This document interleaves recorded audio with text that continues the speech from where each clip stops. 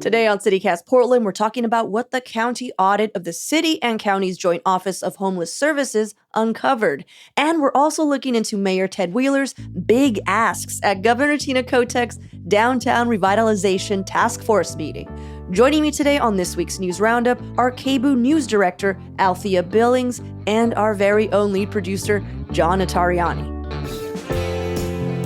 It's Friday, August 25th. I'm Claudia Meza, and this is what Portland's talking about. Althea, John, welcome to another Friday Roundup. Hey. Hi. It's so nice to have you back, Althea. Happy to be here. Before we start talking about the news of the week, I wanted to ask you guys a question, but it's based on an email that we got from a listener. If you guys are cool with it, I'm just going to quickly read this little email here. So a listener wrote, disappointed in Michael Russell. Now that's the Oregonian restaurant critic that we usually have on to talk about food. So she wrote, disappointed in Michael Russell bad-mouthing the Indian pizza place because he assumes their chef isn't from fine dining. Who cares? I'm sure there are some ex-Pizza Hut cooks killing it out there. The only pizza metric is deliciousness. Enjoying the show other than that. I don't know if you heard that. I don't know if you heard that episode with Michael, but we were talking about all of the new pizzerias that are opening up that have more international roots. Yeah, all I remember is him deeply criticizing my heritage of Detroit pizza parlors in, I remember too. in very aggressive tones that I'm still mad about. That's all I remember as well. I was like, wait, India was in there? I don't know. I just remember him body bagging John. Okay, so this is what I was going to ask you guys. So I've been on a mission for really good pizza. And here's the deal. I'm spoiled. I have Gracie's in my neighborhood. But after a while, you want to try other stuff, you know? And every time a new place opens, which is like, I swear every day we get a new pizzeria here in Portland. I like to check it out, see what it's all about. But I'd love to hear what your favorite pizza places are. Okay. I think that there's a lot of variability and there's a lot of ways that pizza can be good. And I'd rather talk about my favorite Portland pizza experience, which is not necessarily the best pizza. When I moved to Portland in 2015, I had a couple friends that were already here and lived in town. And as I showed up after driving across the country, they met me on their porch with a giant pepperoni pizza from Sparky's. Do you know Sparky's? Oh, yeah. Sparky's is solid. Yeah. It's like solid. It's like, it is not fine dining pizza, but it was like I'd been driving all day and they met me on the porch with this Sparky's pizza, and I now lived in Portland and sat on the porch and ate this Sparky's pepperoni pizza. That is my favorite Portland pizza experience. Althea, could you give me your favorite pizza?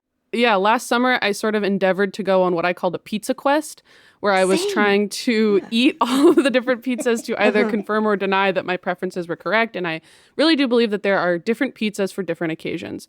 Cheap pizza that's nearby to where you work, pizza that is, I'm not really a fine dining pizza person. I enjoy ranch, and I believe that's Detroit style, so maybe I love ranch. I'm running afoul of the Oregonian critic as well, but I love ranch, man. When the pepperonis are little and they turn into a little cup of hot oil, I love that. Little grease cup, yes. John, I want you to know that I had a friend who was really particular about his health regimen and his ritual every day that he got to enjoy life for a second was a slice of Sparky's pizza. So I feel like it's not just you, where Sparky's has a special place in that heart, just FYI. Pizza of the heart. Pizza of the heart. Free slogan if they want it.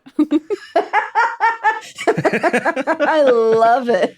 Well, I'm still looking. I do have favorite pizza places, but I'm trying to find my holy grail. That's where I'm at right now. So maybe one day I'll come back, John, and I'll be like, it's this one, Yeah. But I'm on a quest. And Claudia, maybe the journey is the destination.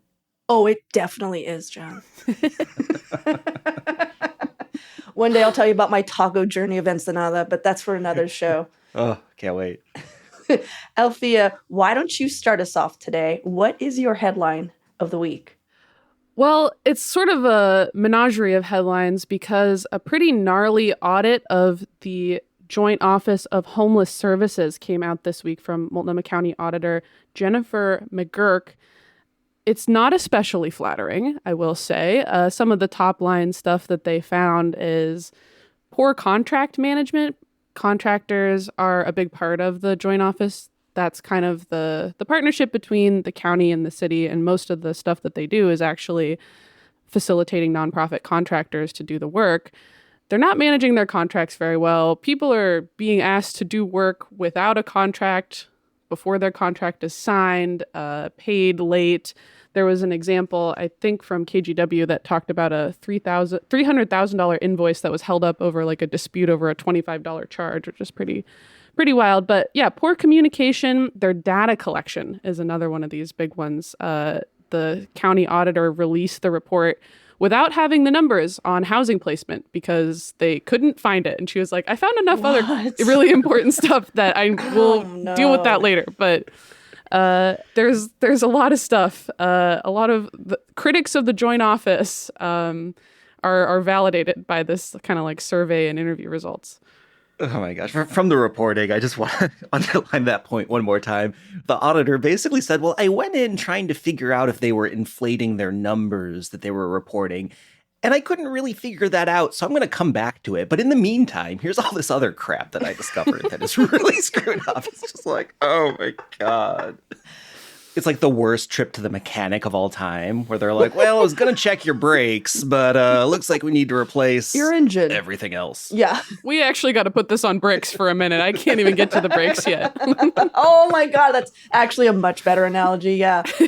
So I noticed that something that kept coming up over and over again. Althea, you might have also noticed this, where they keep talking about how heavily siloed yeah, this joint office is. So if you guys don't know, the joint office was created in 2016. So that's like a long time ago. That's enough to, I don't know, like smooth out any bumps in like how people are going to work together, you know? So it opened up in 2016 to centralize all of the funding, policy, planning, all that stuff, right? Between the city and the county so they could work better together. But not just contractors who are basically saying, hey, we never get paid, have noted how heavily siloed everything is, but actual people who are using the services, because the joint office controls not just housing, but like drug addiction, just a bunch of stuff. And they're basically saying that people who are trying to enter the system, if they qualify for more, like let's say they're a vet who is also looking, for adult services, that, maybe also experience domestic violence. These are all things that are underneath this joint office, and they have to essentially interview 3 times to get those 3 separate services. So they basically have to go through all this trauma. They have to get interviewed. They have to fill out paperwork. They have to do all this stuff 3 times just to get all of this like funding. So a lot of people don't do it because they're just like, they barely had the wherewithal to get that one service in. You know what I mean? Mm-hmm. So I don't know. That's what I was like, oh, this doesn't seem so easy to navigate for the people who are working. And then the same thing for the contractors who are basically saying the exact same thing. Like, no one pays us.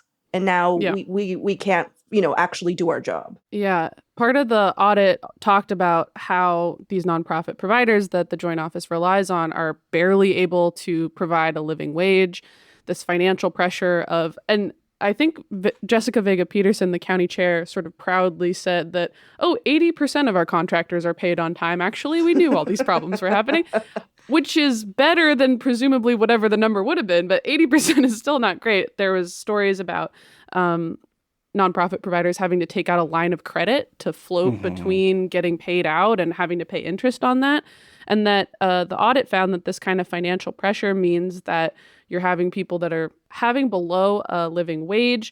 There's providers that aren't able to expand their staff, even if the need is there, if the desire is there. And it contributes to the issue of employee burnout, which is, there's all this need and supposedly all this money going out into this, trying to fix this problem. And people aren't making a living wage and are burning out quick because of the bureaucratic tangle, which makes it sound like your headphone cords. It feels a little more extreme than that. I don't know. Yeah. Well, another thing I was looking at, Althea, is that it's not just that they're not getting paid, they're not getting paid enough. And they're basically saying that the joint office contracts aren't paying their contract employees a livable wage, which I think you might have stated.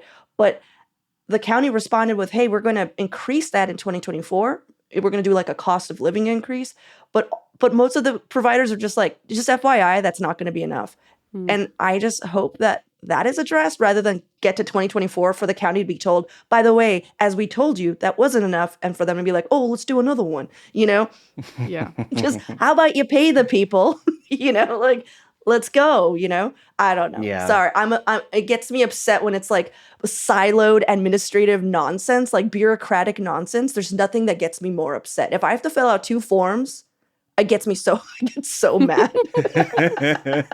And something else that I saw that was interesting was just the different perspectives on how this is going, of who thinks this is working versus who it's not. Like when asked about clear goals, the providers, about, 40% said that they're good or very good at understanding what the goals are, whereas 40% said they're poor or very poor. So like half the providers are like, this is working. Half of them are like, this is not.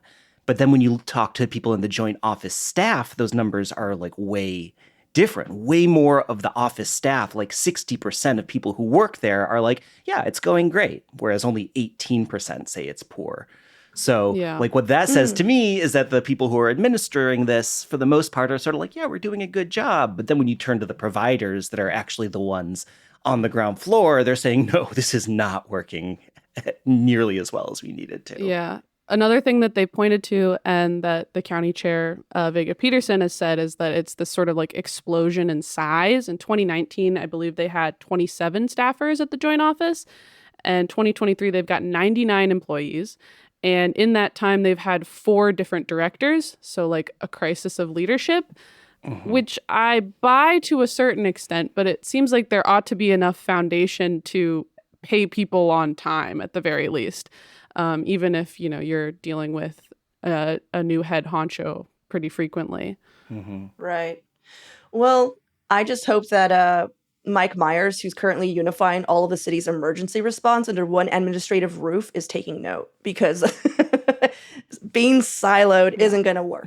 That's not a collaborative spirit. That's just sharing a roof. Yeah. Before we move on, Althea, do you have anything else? Any final notes? Well, I just wanted to point to where it's going next, which is that the contract between Portland and the joint office is supposed to be renewed in December. And so city leaders who have, been kind of critical have definitely been on them about not spending the money.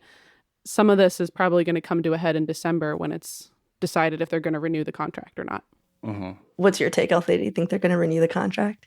I'm skeptical if they will, because they've been making noise about not doing it. And I think that if they wanted to, they could say that, hey, the whole city administration is getting reorganized from Measure 26228. Maybe we can actually handle this on our own now. We'll see if I'm right. I don't know. If I really knew, then I wouldn't be doing this. Really? You'd just be buying lottery tickets. I'd be buying lottery tickets. I'd be sort of standing on a street corner, the Portland Nostradamus with everything that's coming. Guys, they're not going to do it, or they are going to do it. Freak out or don't. Oh my God. Well, let's take a quick break here, and when we come back, more headlines of the week.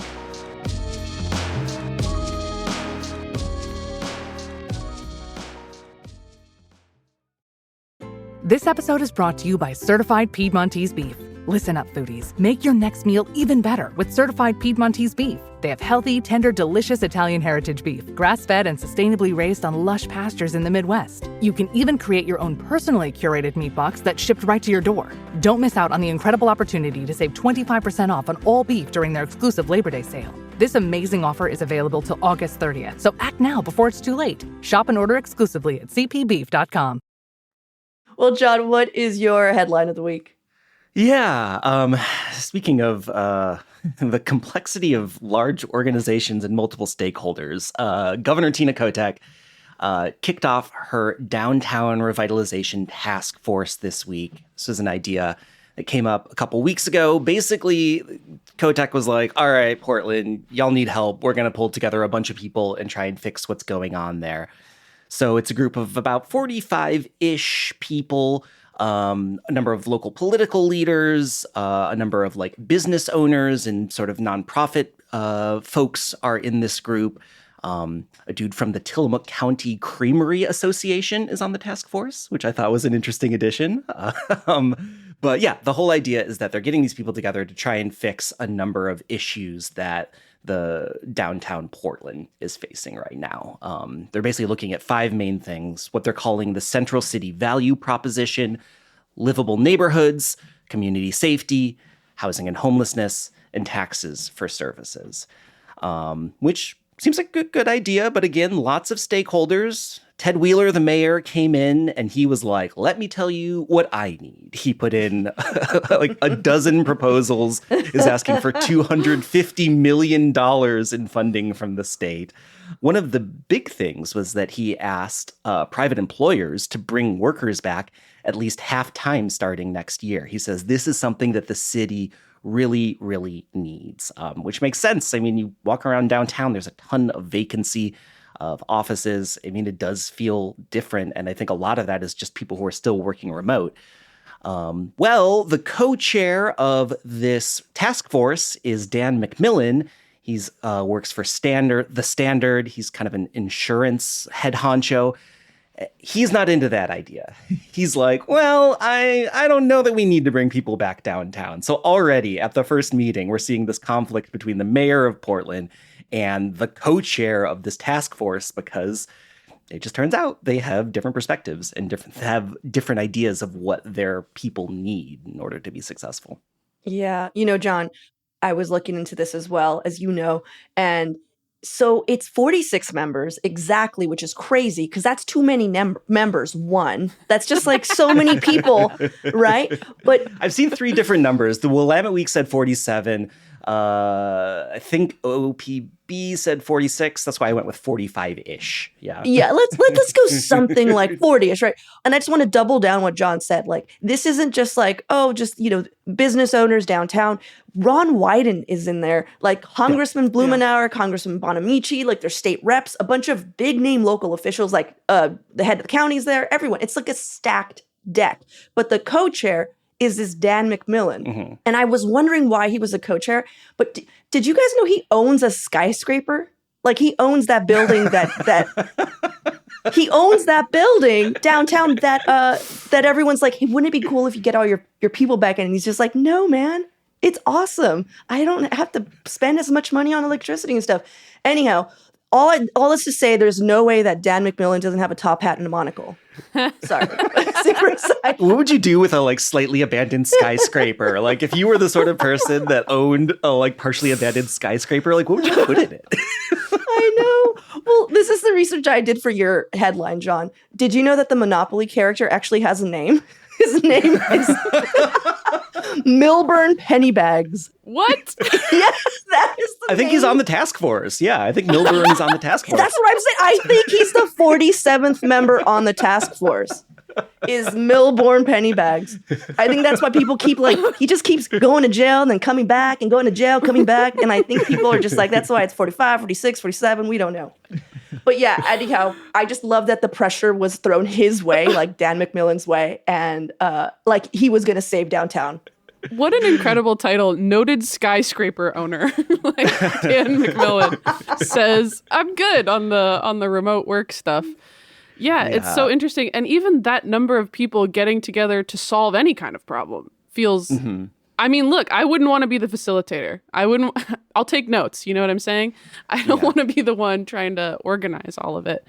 And I'm definitely, even after all this time, people still don't really want to work from the office. Yeah. I mean, and it's a coalition, like it is a heavy hitter coalition of the people who are important and influential in our state. But there's just so many cross purposes here, right? Like, it's hard for me to see what the common goal between Central City Concern and the Standard and the Tillamook County Creamery Association is going to be. And like, it's just really hard to imagine that all of these people are going to be able to sort of come to a unified vision of what needs to happen downtown because, and then the mayor is already sort of butting up against it as well, sort of to my read, bristling against the governor's intervention and being like, fine, you want to fix downtown? We need $250 million, which I think is sort of a non-starter as a proposal, but, again, shows that like what the governor needs is not necessarily what the mayor needs, is not necessarily what all these other organizations need. In Wheeler's defense, he's not just asking for people to go downtown and, and start working there as well. But he himself, as you guys know, he forced city employees to go back. So he really is, I think he's just like, this is what I'm doing. Does everyone want to do it with me? I think that's, you know what I mean? He's like, it's working. The sandwich shop is now getting business. But I really feel like something Tina Kotek said that I thought was really interesting was she basically said, after the pandemic, everything changed. And us trying to fix the thing that it was before the pandemic is where we're going to lose. That's not a good way to fix a problem because it's now a new problem. And so she's quoted as basically stating what we need is for downtown to shift from a neighborhood dominated by office buildings to a place where more people live. And I feel like that's what we need is what if all those, and I know that that Mayor Wheeler has also asked for some of that funding is to convert some of those offices into apartments. But I feel like if all of that effort was just pushed into making downtown into a 15-minute neighborhood, and you guys know what I mean by a 15-minute neighborhood. For sure. Yeah. Where everything that you possibly need to exist is 15 minutes around you. I feel like office workers will naturally come back if they want to go. Why would you want to go to work downtown if there's nothing there for you? And if there was more affordable or somewhat affordable housing downtown, I think that would make going into the office 2 days a week a lot more appealing as well. Exactly. I don't fault anybody for being like, nah, I'll pass on going back to that lifestyle. But if there was way more livable neighborhoods downtown, I think that actually does get closer to what everybody needs. Yeah. It feels weird to cast workers downtown as economic saviors as well. Exactly. It's why do I need to come downtown? Oh, to keep the economy alive? That feels like a lot to put on somebody's shoulders. So I can eat at Potbelly 3 days a week? Forget that. Sorry. So I can feed the meter? You're welcome. Yeah. But what you were saying about livable neighborhoods, I think that, investing in converting some of this office space makes a lot of sense because also to think about some of the reasons that people like working from home, it's I can have laundry going, I can pop out, after my meeting to go pick my kid up from daycare and I'm not having to totally, reset my entire situation. And if there was the 15-minute city that you're talking about, Claudia, I think that is something that dovetails well with all of those factors and the things that people value more since the pandemic because they haven't had to, deal with commuting as much. Yeah, well, there was an 8-page proposal from Wheeler. This is just one of the things that he is putting in front of this committee. There's a lot more on the table here, which we're going to keep talking about. But I think that this is an especially interesting question. Yeah. Well, thank you so much for that, John. That was actually really fun to dive into. My headline, John, actually is related to yours. It's another ask that Mayor Ted Wheeler had at this task force. I'm sure he had 12 or 15. We're just talking about 2 of them. So Mayor Ted Wheeler asked for nearly 100 state troopers to help Portland police. And he not only is he requesting support, he went as far as suggesting that OSP open up a branch downtown.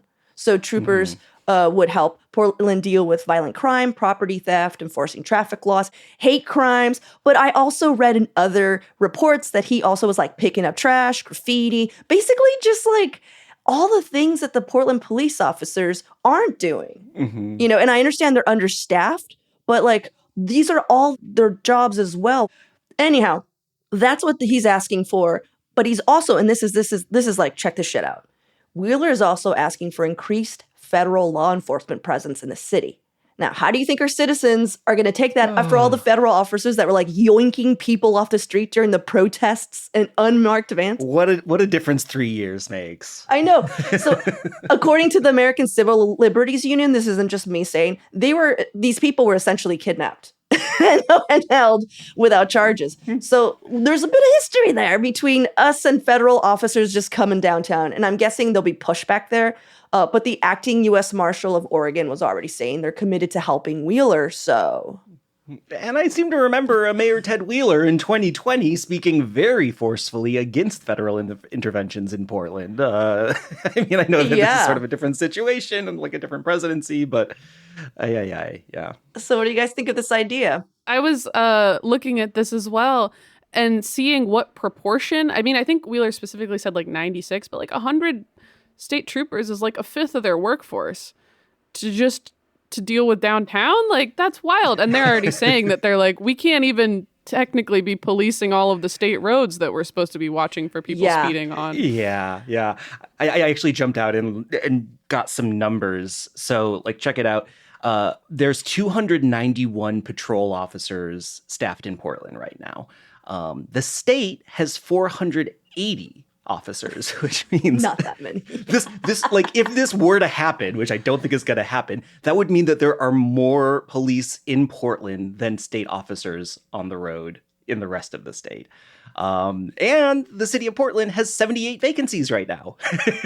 So if we need 100 people, like, again, you can't just like magically make police officers appear and get them on the streets. There's a long sort of lead process for background checks and training at the academy and everything. But, you know, if we have 78 vacancies, that could go a long way towards filling these 100 slots that the mayor is asking for from the state. Yeah. And just to touch on what Althea also said, state troopers have been like continually just stating, hey, we're understaffed, right? So, and a very similar thing, John, where they basically also have like 86 vacant positions. Funded, fully funded, just waiting. So I don't know. Obviously, there wasn't a state trooper there to, high up to give any feedback. And I got this article, just so you know, I'm reading most of this from this article that Dirk Vanderhart from OPB wrote. And he inferred that it wasn't going to fly with the state troopers. He was just like, yeah, that's not going to happen. There's just no way they're going to give up for all the reasons you just said, John, for all the reasons you just said, Althea. But some are already talking a lot of shit about this plan. So an attorney with Oregon Justice Resource Center commented that Wheeler's increased law enforcement plan is just Wheeler continuing to, and this is a quote here, oversimplify the complexity of the problems our community faces. I mean, I think that's nice, but those kinds of upstream investments to the issues we're seeing downtown do take time. So if like, I guess another in Wheeler's defense here, why can't we do both? Like have more patrols so our local businesses aren't getting broken into?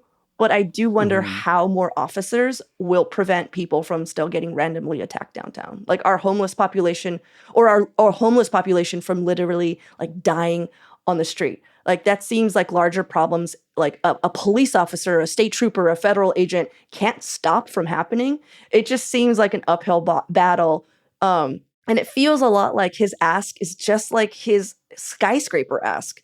Like it's just like more police officers, more people, fix downtown, go. And it's like, you know, that's not the thing. That's not the thing that's breaking downtown right now.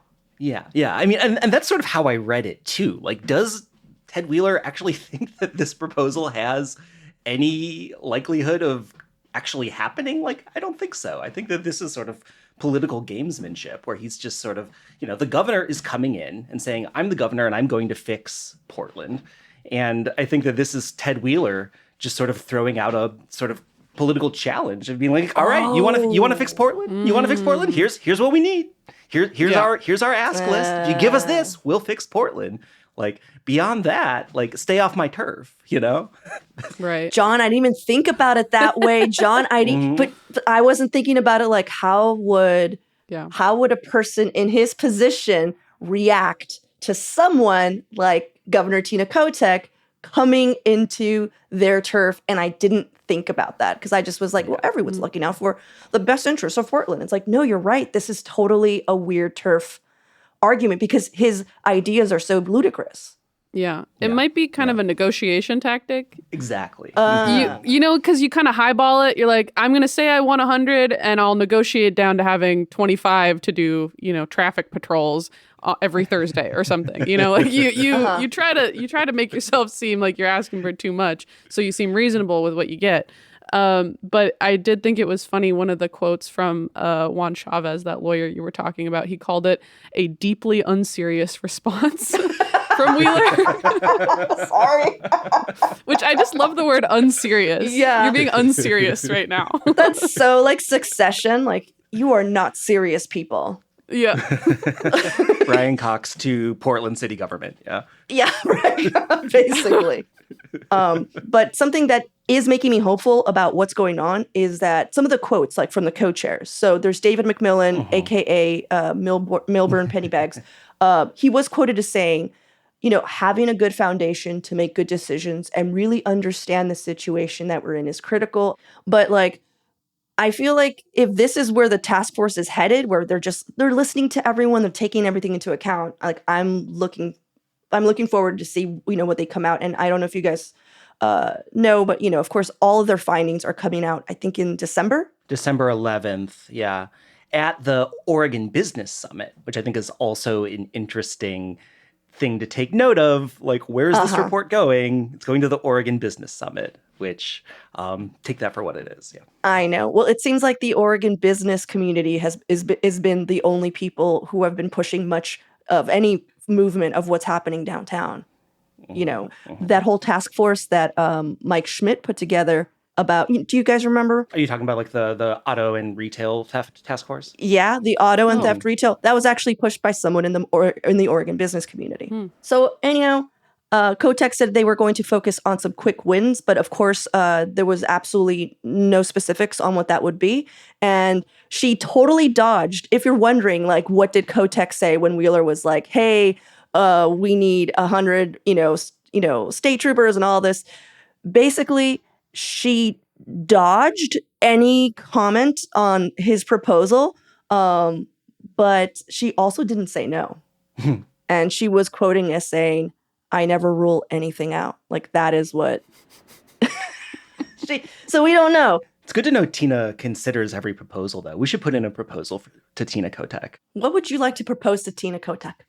I was going to say free popcorn downtown. Ooh. Everybody come back to downtown. We have free popcorn. You know what? That sounds great. It works for Ace's Hardware. She won't rule it out. Is Ace Hardware on the task force? Yeah, Ace Hardware. Why is Orville Redenbacher on the Portland task force? Does he have a monocle too? Yeah, free popcorn. Everyone, come downtown. I love this idea. I'd go. Well, John, Althea, thank you so much for joining me today and for discussing your favorite headlines of the week. Thanks for having me. It's always fun. Thanks, Claudia. That's all for today here on CityCast Portland. Thank you for listening. Our lead producer is John Atariani. Our audio producer is Julia Fiaioni. Our newsletter editors this week are Adrian Gonzalez and Rachel Monahan. And our host is me, Claudia Meza. Original music by Jenny Conley and Stephen Drizos. Additional music by Epidemic Sound and All the Kimonos. We'll be back Monday morning with more from around the city. Until then, see you at Slim's.